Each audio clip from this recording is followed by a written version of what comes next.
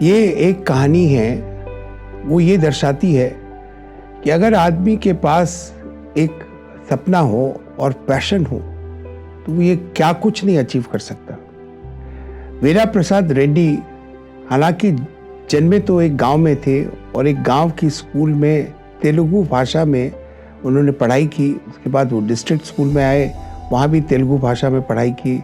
उसके बाद वो एक मेट्रोपॉलिटन सिटी के एक स्कूल में कॉमर्स की परीक्षा पास करके ग्रेजुएट हुए और उनके पहले बिजनेस में पार्टनर ने चूँकि धोखा दिया, उसे बड़ा शौक़ लगा और वो शौक़ से उबरने के लिए वो अपने एक रिश्तेदार जो उस समय बायोटेक्नोलॉजी में काम करता था अमेरिका में, वहाँ कुछ दिन गुजारने के लिए चले गए।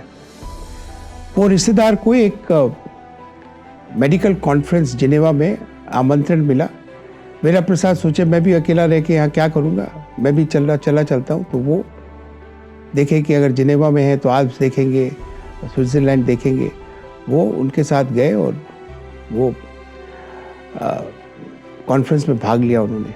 उस कॉन्फ्रेंस में उनको बड़ा बुरा लगा जब कुछ लोगों ने ये बात कही कि हम कब तक थर्ड वर्ल्ड कंट्री जिसमें इंडिया भी शामिल है उनको हम वैक्सीन की भिक्षा देते रहेंगे और ये देश कुछ करते नहीं हैं, सिर्फ अपने कटोरा लेके आ जाते हैं भिक्षा मांगने के लिए और हमको देना पड़ता है क्योंकि हमारे पास कोई उपाय नहीं है। तो ये सुन के वीरा प्रसाद बड़े उत्तेजित, बड़े दुखी हो गए। लेकिन उनके रिश्तेदार ने कहा कि भाई ये बात तो सही है, इसमें उत्तेजित होने की क्या बात है। तो उन्होंने कहा मेरे को कुछ करना पड़ेगा।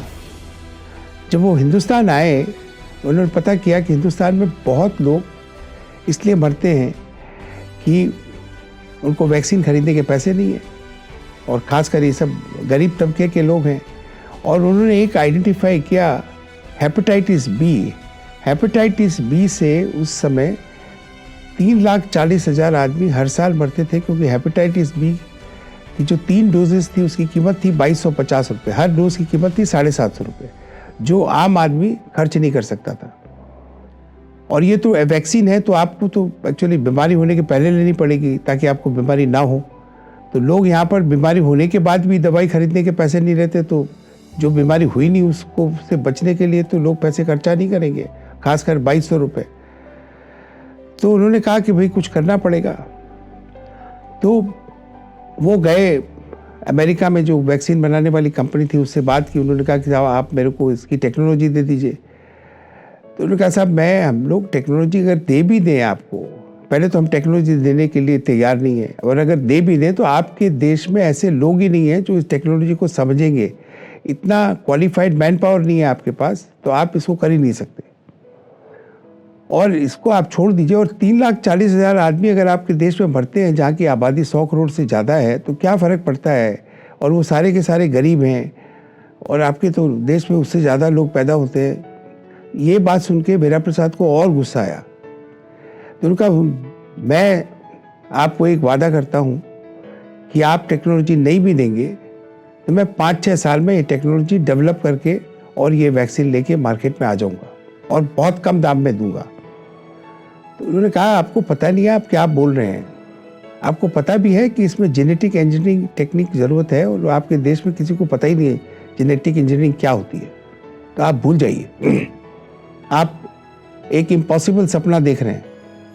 लेकिन वीरा प्रसाद तो के मन में बैठ गई थी बात और उनको पता नहीं था कि एक्चुअली वो तो कोई बायोटेक्निक के बैकग्राउंड से थे नहीं, उनको पता नहीं कि क्या है इसमें। अब कई बार आपको अगर पूरी चीज़ पता नहीं हो वो भी आपके फ़ायदे में है। जैसे कि हमारे यहाँ कहावत है कि बम्बल बी की जो बॉडी की साइज़ है और उसके जो पंखों की साइज़ है, माने उनके विंग्स की साइज़ है, तो लॉ ऑफ एरोडायनेमिक्स के हिसाब से वो बम्बल बी उड़ नहीं सकती। लेकिन चूंकि बम्बल बी को पता नहीं है तो वो उड़ती है, उसको नहीं मालूम, वो डिफाई करती है एरोडायनेमिक्स के लॉ को। तो ऐसे ही बेरा प्रसाद भी की हठधर्मी थी। वो उन्होंने वहाँ पर जितने भी हिंदुस्तानी बायोटेक्नोलॉजिस्ट थे उनको बुला के उनको कहा कि भाई हमारे देश ने आप पर इतना खर्च किया है और देश को क्या मिला आपको पढ़ा के, इतना पैसा खर्च करके, आप तो यहाँ अमेरिका में आ गए, तो कम से कम देश के लिए कुछ करिए और ये हमको वैक्सीन डेवलप करनी है, इसमें आप मेरे को हेल्प करिए। तो लोग सुन के चले गए। सिर्फ एक व्यक्ति राजी हुआ कि उनके साथ वापस आके, या वो बोला कि या मैं अमेरिका से ही आपको हेल्प कर सकता हूँ। तो खैर वो उनसे तय हो गया कि वो अमेरिका से ही हेल्प करेंगे। और जब वो वापस आए तो उस्मानिया यूनिवर्सिटी के वाइस चांसलर से उनकी मुलाकात हुई। उन्होंने कहा कि साहब ठीक है, अगर आप ये काम करना चाहते हैं, मेरे पास लैब में जगह है, आप उसको यूज़ कर लीजिए। और हमारे पास एक लेडी आई हुई हैं अमेरिका से, डॉक्टर गीता, जो जेनेटिक इंजीनियरिंग जानती हैं और जेनेटिक इंजीनियरिंग पे काम किया हुआ है, वो शायद आपकी हेल्प कर सके। तो डॉक्टर गीता हिंदुस्तान में और वो एक सज्जन अमेरिका में मिल के इन्होंने रिसर्च चालू की और उसके बाद और कई लोग जुड़े। लेकिन अब पैसे की किल्लत, बेरा प्रसाद ने 1 करोड़ 90 लाख रुपया लगाया था, सारा कुछ ज़मीन वमीन बेच के उनके पिता की। तो 1 करोड़ 90 लाख तो अब ख़त्म होने वाले थे और कहीं से पैसे आ नहीं रहे थे। हिंदुस्तानी बैंक के पैसा लगाने में इंटरेस्टेड नहीं थी, क्योंकि इस तरह की कोई रिसर्च पहले हुई नहीं और रिसर्च एंड डेवलपमेंट के लिए तो पैसा लगाते नहीं है वो लोग। तो क्या करे बेरा प्रसाद।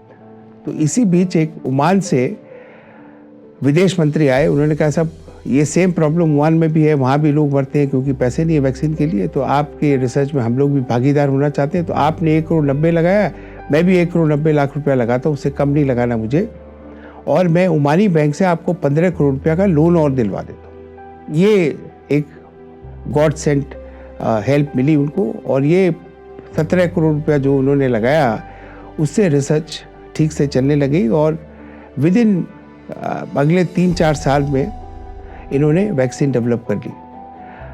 अब वैक्सीन बिना टेस्ट के तो मार्केट में छोड़ नहीं सकते। जब वो क्लिनिकल टेस्ट के लिए अप्लाई किया ऑल इंडिया मेडिकल एसोसिएशन को, तो उन्होंने कहा साहब पहले ये वैक्सीन आपने अपने ऊपर में लगाई है? तो उन्होंने कहा नहीं लगाई। तो बोले सर पहले लगाइए आप।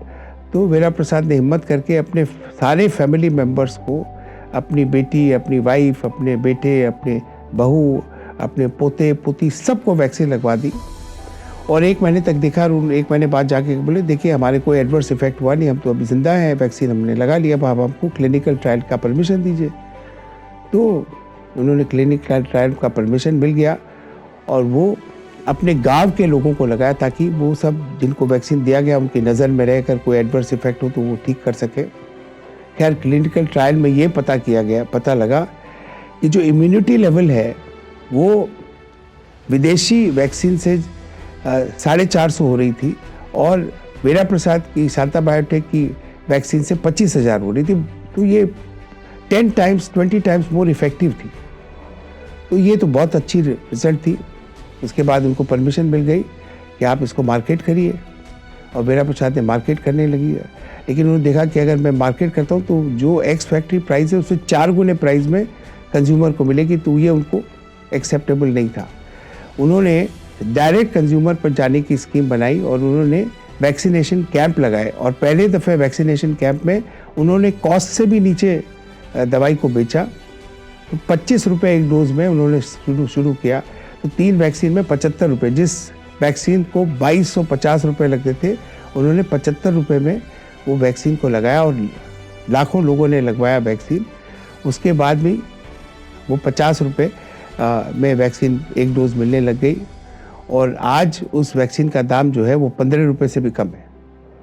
तो जो वैक्सीन समझिए 750 रुपये में बिकती थी वो 15 रुपये में आ गई।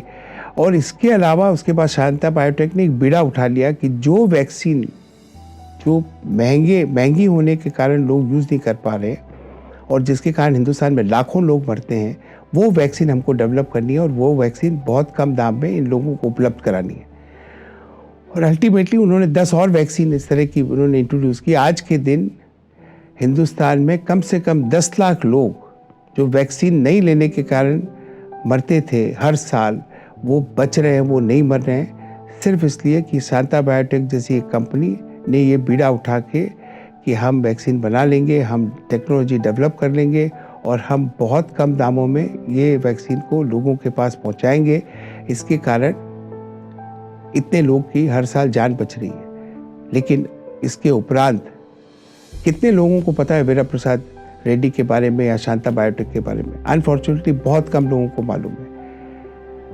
तो ये हमारी मीडिया जो है वो जो नेगेटिव खबरें तो फैला देती है, लेकिन पॉजिटिव खबर किसी को पता ही नहीं है। तो मैं चाहता हूँ कि आप इस तरह की पॉजिटिव खबर और भी हिंदुस्तान में हो रहे हैं, और भी चीज़ें हो रही है, आप उसके बारे में जानें और इंस्पायर हों, और आप भी इस पॉजिटिव कार्य में अपनी तरफ से योगदान दें।